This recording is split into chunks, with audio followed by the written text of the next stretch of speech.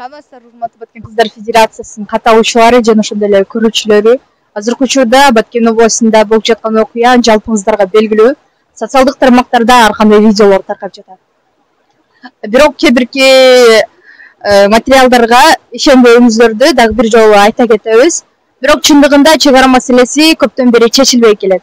Анын кесепетинен көптөгөн биздин жоокерлерибиз жана ошондой эле өспүрүм кыздарыбыз, кары каттаң чоң эне чоң аталарыбыз каза болууда.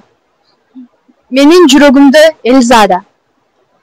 Эльзада кызыбыз дайыма биздин катарыбызда болот.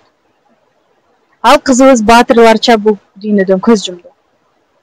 Чек арада азыркы учурда бизди коргоо максатында өз жанынан аябай, өз жанынан да кечип бизди коргоп жаткан жоокерлерибизге, чек арачыларыбызга терең таазим этебиз.